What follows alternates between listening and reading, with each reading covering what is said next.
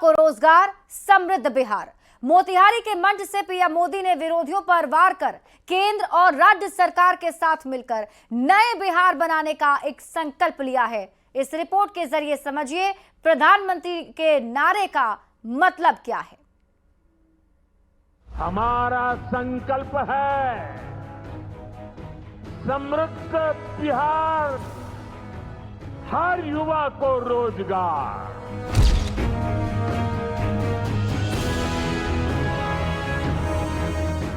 प्रधानमंत्री मोदी का मिशन बिहार जारी है। चुनावी साल वाले बिहार में पीएम ताबड़तोड़ सभाएं कर रहे हैं। बीते 1.5 महीने में प्रधानमंत्री का ये तीसरा बिहार दौरा था।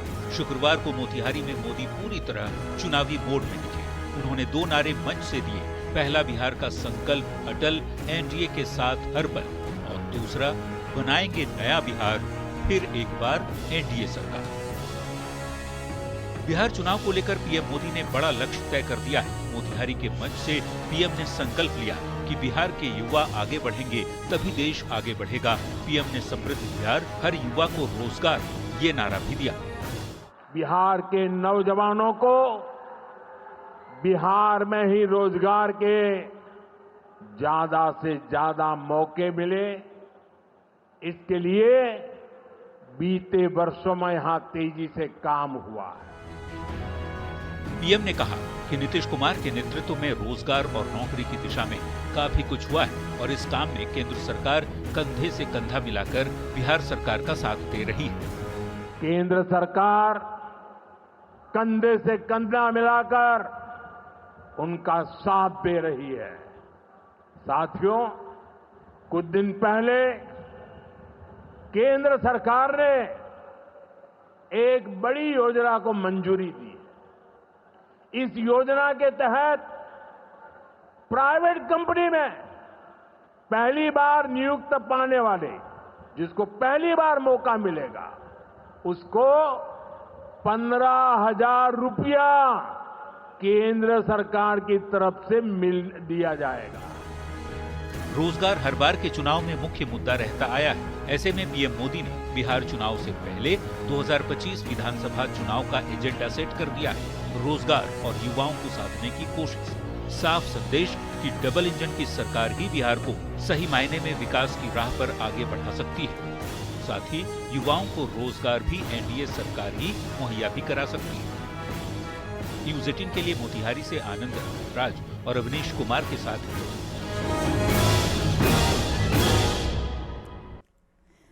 तो मोतिहारी में पीएम मोदी ने बिना नाम लिए लालू प्रसाद पर जमकर निशाना साधा। पीएम मोदी ने कहा, आरजेडी के लोग रोजगार नहीं दे सकते, वे आपकी जमीन अपने नाम करा सकते हैं। पीएम मोदी के इसी बयान पर बिहार की सियासत गर्मा गई है।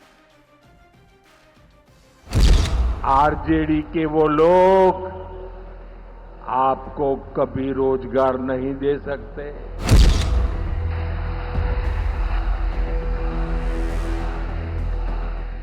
मोतिहारी के ऐतिहासिक गांधी मैदान से प्रधानमंत्री मोदी आज जमकर गरजे।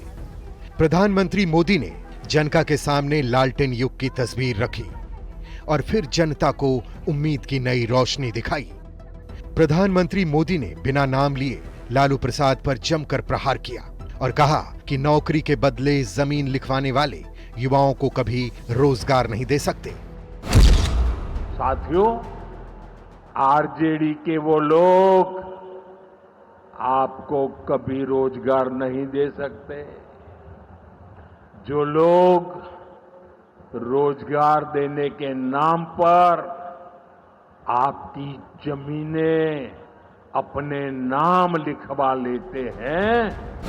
पीएम मोदी की तरह ही मुख्यमंत्री नीतीश कुमार ने भी लालू राबड़ी शासनकाल की याद दिलाकर जनता से सतर्क रहने की अपील की। सबसे पहले जो एनडीए का बीजेपी और जनता दल यू की जो सरकार बनी, तो उसके पहले जो सरकार थी उसका क्या हाल था? कोई काम नहीं होता था, कुछ भी, और इतना बुरा हाल था। लेकिन जब हम लोगों की दोनों पार्टियों से मिलकर के एक साथ जो सरकार बनी है, और देखिए हम लोग 20 साल से काम कर रहे हैं। इन हमलों के जवाब में आरजेडी ने बिहार में हो रहे अपराध और पलायन के मुद्दे को आगे रख दिया। लालटेन की रोशनी ज्यादा प्रकाश दे रहा था। ये रोशनी में तो चारों तरफ अंधेरा ही अंधेरा है आपके शासन में। वो गरीबों का, जनता का राज था। गरीबों को रोशनी मिल रहा था। तेजस्वी जी ने नौजवानों के भविष्य को सजाया संवारा, अंधकार से निकाला। लेकिन ये राज तो पूरी तरह से चौपट राज है और इस पर आपका अपराध पर, भ्रष्टाचार पर मुंह नहीं खुल रहा। ये सरकार में क्या हो रहा है?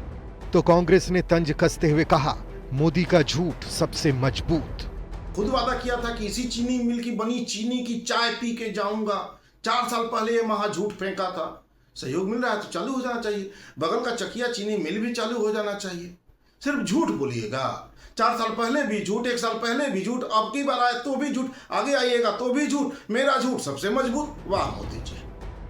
मोतिहारी की सभा से प्रधानमंत्री मोदी लालू प्रसाद पर हमला कर रहे थे और दिल्ली में सुप्रीम कोर्ट लालू प्रसाद के मामले पर सुनवाई कर रहा था। सुप्रीम कोर्ट ने हाई कोर्ट में चल रही सुनवाई में हस्तक्षेप करने से इनकार कर लालू प्रसाद को बड़ा झटका दे दिया है। लालू प्रसाद के लिए लैंड फॉर जॉब मामले में सियासी प्रहारों के साथ कानूनी कार्रवाई भी परेशानी की सबब बनी हुई है। न्यूज़ 18 के लिए मोतिहारी से संवाददाता शैलेंद्र के साथ पटना से विनीता मिश्रा की रिपोर्ट।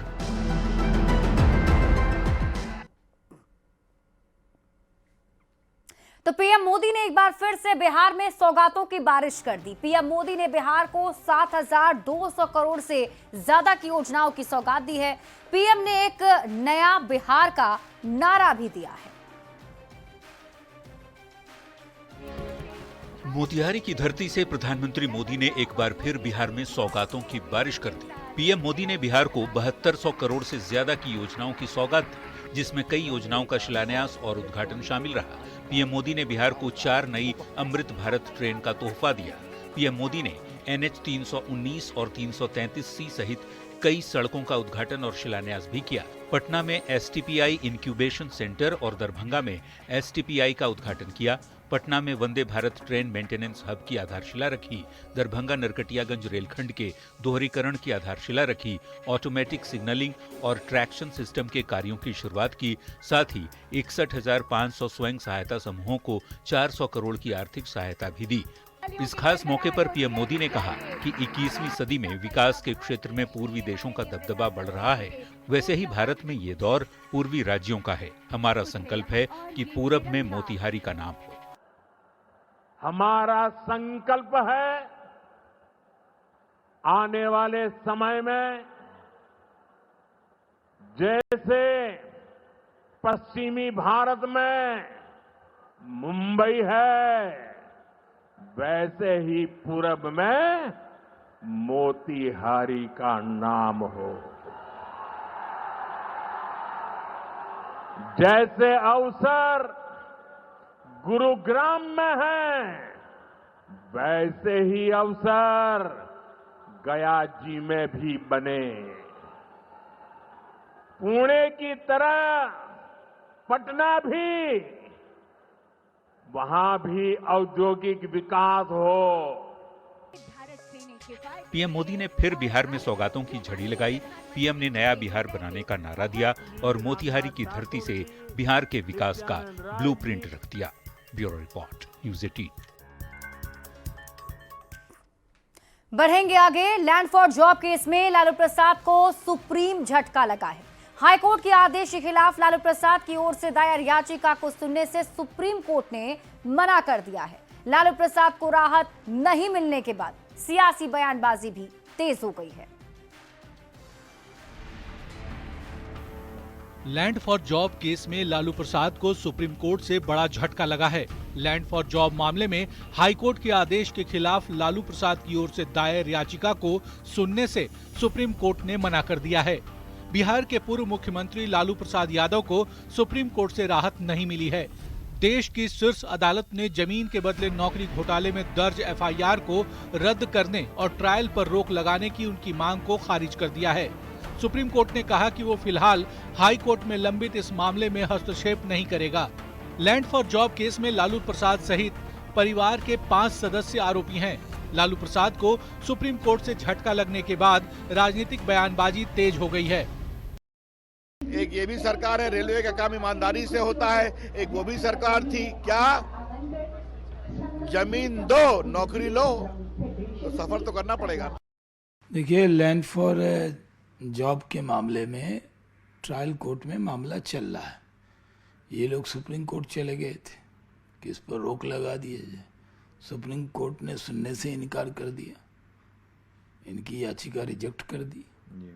अब ये मामला चलेगा और अंजाम तक पहुंचेगा। लैंड फॉर जॉब का मामला 2004 से 2009 के बीच रेल मंत्री के रूप में लालू प्रसाद के कार्यकाल के दौरान की गई नियुक्तियों से जुड़ा है। मई 2022 में सीबीआई की तरफ से दर्ज किए गए इस मामले में आरोप लगाया गया है कि रेलवे के ग्रुप डी की नियुक्ति यादव परिवार या करीबी सहयोगियों को जमीन ट्रांसफर करने के बदले में की गई। लालू प्रसाद को सुप्रीम कोर्ट से झटका लगने के बाद बिहार का सियासी माहौल गर्मा गया है। न्यूज़ 18 के लिए दिल्ली से अमितेश सिंह के साथ bureau report.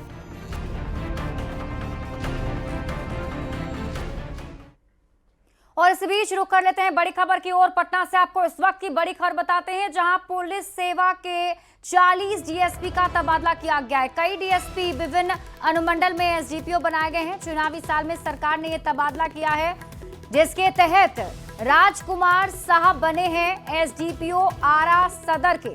Rajkishore Singh SDPO Patna city के बनाए गए हैं।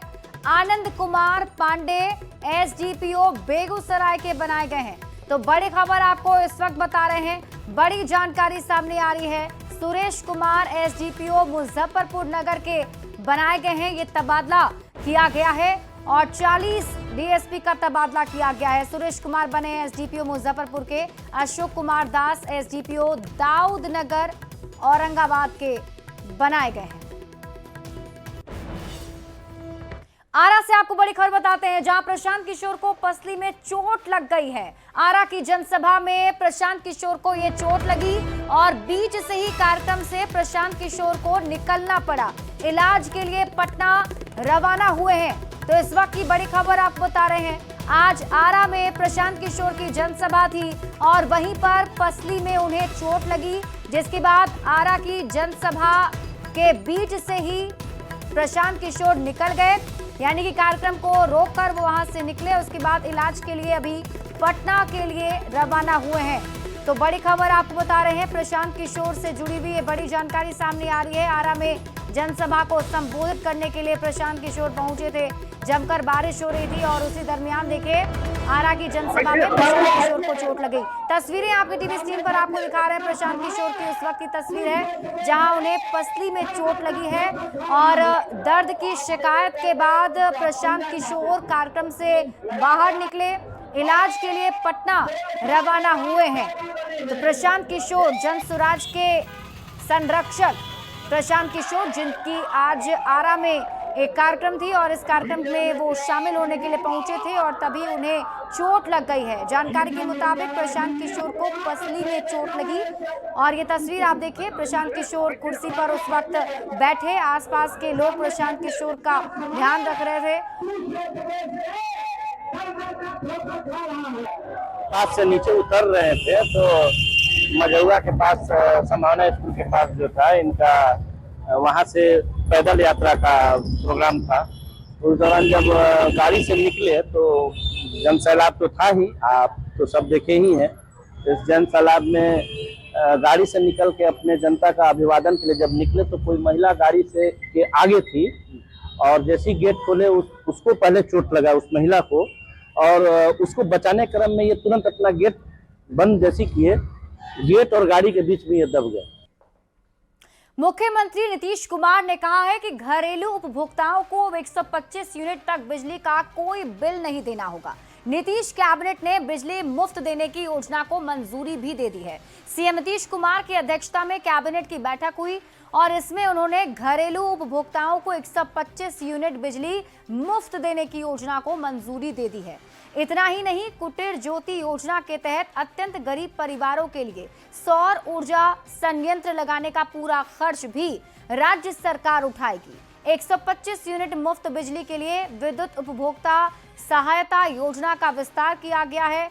वित्तीय वर्ष 2025-26 के लिए Bihar state power holding company limited को 3,797 करोड़ की अतिरिक्त राशि उपलब्ध कराने का निर्णय लिया गया।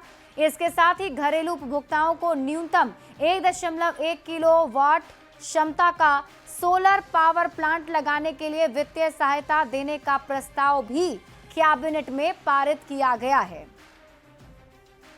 पहला राज्य है जो सौर ऊर्जा को बढ़ावा देने के लिए 125 यूनिट बिजली फ्री करने का निर्णय लिया है। और दुनिया में जो ग्लोबल वार्मिंग की चिंता है उसके लिए पूरी दुनिया में ये हो रहा है कि कन्वेंशनल एनर्जी जो है उसकी खपत घटाई जाए, नॉन कन्वेंशनल एनर्जी को बढ़ाई जाए। उसी के लिए ये आज निर्णय लिया गया है। 1,67,94,000 ये लोग कंज्यूम करते हैं 125 यूनिट तक बिजली, मतलब टोटल डोमेस्टिक कंज्यूमर के 90% लोग 125 यूनिट तक कंज्यूम करते हैं। तो आज जो कैबिनेट के द्वारा निर्णय हुआ है उसके तहत आप अवगत हैं, पूर्व से मुख्यमंत्री विद्युत उपभोक्ता सहायता योजना लागू है। उसके तहत हम लोग अनुदान देते हैं। आप लोगों के भी बिजली बिल में अगर आप पीछे अपने बिल को देखेंगे तो लाल रंग से लिखा हुआ रहता है कि सरकार के द्वारा कितना अनुदान दिया जा रहा है। इसको अब विस्तारित करते हुए अनुदान की योजना को पूरा 125 यूनिट, जैसा कि मंत्री महोदय ने कहा, 100% अनुदान सरकार देगी।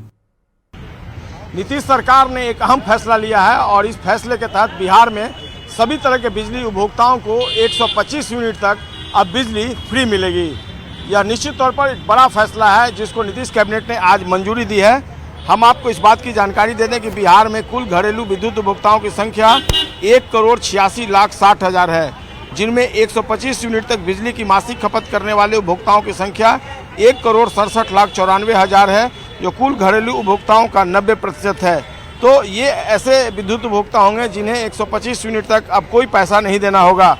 सरकार ने यह फैसला लिया है कि ऐसे उपभोक्ता जिनकी मासिक खपत 125 यूनिट से अधिक है उन्हें भी 125 यूनिट तक 100% अनुदान पर बिजली मिलती रहेगी, जो सरकार अब तक देती आई है रहेगी। बिहार पहला ऐसा राज्य है जहां लोगों के हित में इस तरह का स्टेप लिया गया, इस तरह का कदम उठाया गया, क्योंकि दूसरे राज्यों में अगर आप 125 यूनिट से अधिक बिजली खपत करते हैं तो आपको पूरी यूनिट की जो है पूरी यूनिट का पैसा जो है वो देना पड़ेगा। निश्चित तौर पर नीतीश सरकार का ये मास्टर स्ट्रोक है, खासकर बिहार विधानसभा के चुनावी साल को देखते हुए। जिस तरीके से ऑपोजिशन ने अपने घोषणा की थी कि अगर उनकी सरकार बनती है बिहार में तो 200 यूनिट तक बिजली फ्री होगी, लेकिन अभी मैनिफेस्टो भी नहीं बना है, उसके पहले ही नीतीश सरकार ने यह फैसला लेते हुए एक बड़ा मास्टर स्ट्रोक जो है वो खेल दिया है। संजय कुमार, न्यूज़ 18, पटना। बिहार में चुनावी साल को देखते हुए अलग अलग नेताओं के अपने अपने दावे शुरू हो गए हैं। वीआईपी पार्टी के प्रमुख मुकेश सैनी ने न्यूज़ 18 बिहार झारखंड के इनपुट एडिटर ब्रजमोहन सिंह से खास बातचीत की। मुकेश सैनी ने कहा कि आज उनकी वजह से ही निषादों को मंत्री बनाया जा रहा है। मुकेश सैनी ने बिहार में हो रहे विशेष पुनरीक्षण को लेकर निर्वाचन आयोग पर भी सवाल उठाए हैं। मुकेश सैनी ने कहा कि वो इसका डटकर मुकाबला करेंगे। मुकेश सैनी ने यह भी कहा कि अगर सत्ता में आए तो गरीबों को ताकत देने का काम करेंगे। और बिहार में चुनावी हवा बहुत ज़ोरों से चल रही है, बहुत तेज चल रही है। सभी पार्टियां अपने अपने पोजीशंस को मजबूत करने में लगी हुई हैं। सभी लोग अपने अपने एजेंडाज को लेके आ रहे हैं लोगों के बीच में। कार्यकर्ताओं के साथ में सम्मेलन हो रहा है। इस बीच हमारे साथ बातचीत करने के लिए मुकेश सहनी जी हैं। आपका बहुत बहुत स्वागत है मुकेश जी। बहुत बहुत धन्यवाद आपको। अभी तक की जो स्थिति आप देख रहे हैं, अब तो लगता है कि जो पॉलिटिकल सिचुएशन है बिहार में वो काफ़ी एक गंभीर स्थिति में पहुंच गया है। जी हाँ। क्या लगता है आपको? नहीं, देखिए, बिहार जो है हमेशा ऐसे गंभीर मसले को हमेशा सॉल्व करते रहा हमारे पूर्वज ने, और उन्हीं सब से हम लोग सीखे हैं। डट के कैसा भी हालात हो उसको सामना करेंगे।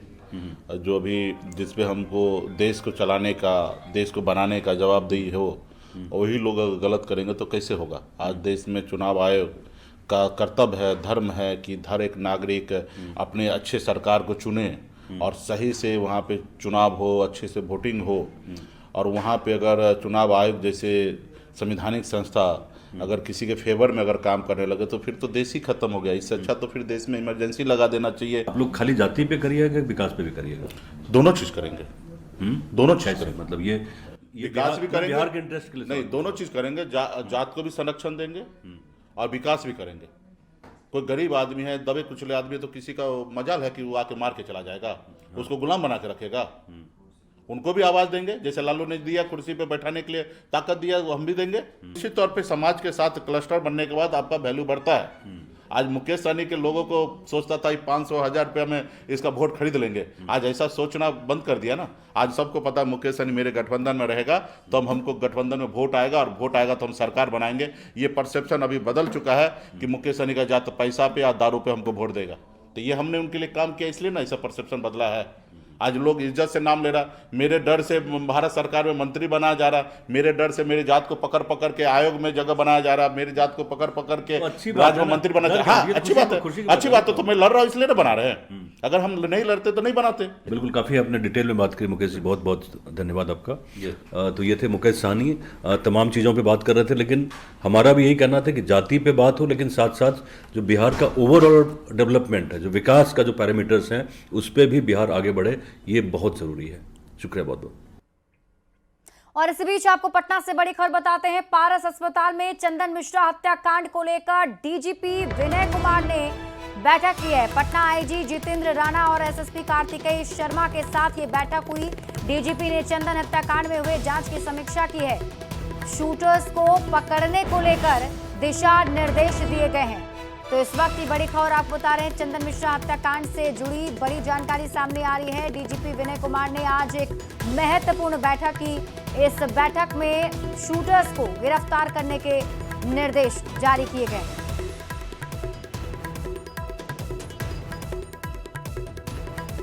और इस वक्त एक और बड़ी खबर आपको बताते हैं। एसआईआर को लेकर निर्वाचन आयोग ने बयान दिया है। एसआईआर के तहत 94.68% मतदाताओं का फॉर्म जमा हो चुका है। प्रक्रिया पूरी होने में अभी भी 7 दिन बचे हुए हैं।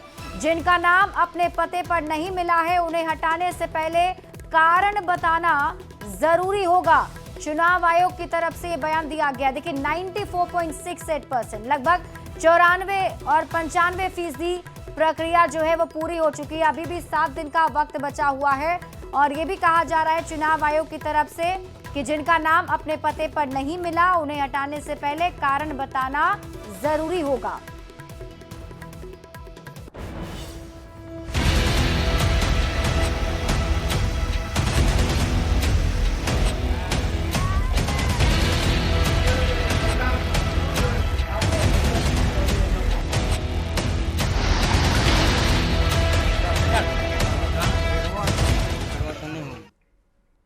खबर आपको रोहतास जिला के डेहरी अनुमंडल क्षेत्र से बताते हैं, जहां सोन नदी के जल स्तर में उफान आने के बाद सोन नदी के तटीय इलाकों के कई गांव हैं जो पानी से प्रभावित हैं। कई गांव में पानी प्रवेश कर गया है।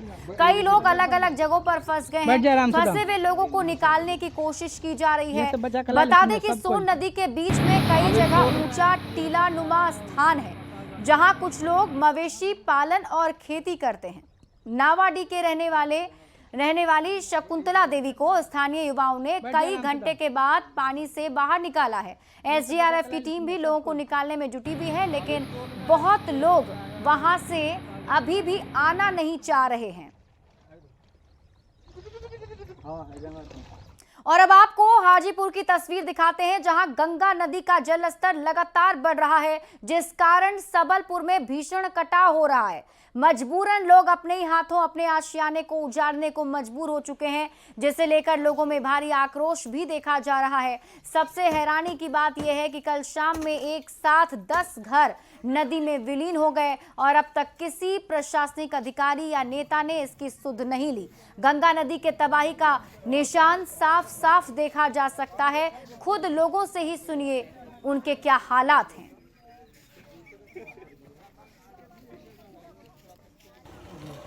कहाँ से ढह गया? सावन आज पानी सब संपत्ति ढह गई नदी में। हाँ। कब से हो रहा है कटाव? 5 बजे। नदी में घर चला गया, माल जाल गिर गया, फिर वो क्या बोलते हैं अनाज पानी सब चला गया। अच्छा हाँ। कब घर गया आपका?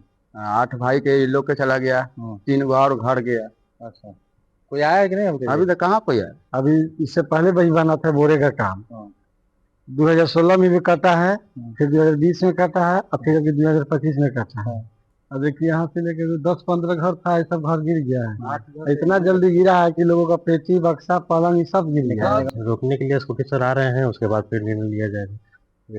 2 दिन पहले हम लोग इंटीरियर का काम वहाँ पे करवाए थे, वहाँ पर गैजेन गिर रहा था, उसके बाद फिर बंद कर दिए। फिर सरकार आदेश अगर आते हैं तो फिर क्या निर्णय लेते हैं, हम लोग निर्णय नहीं ले सकते हैं। कलेक्टर डीएम का कोई दरकार नहीं है, मरने के लिए हम तैयार है, मर जाएंगे मिट जाएंगे, इस पर आप हमको राज्य सरकार से कोई मतलब नहीं। बस पीएम मोदी की बिहार को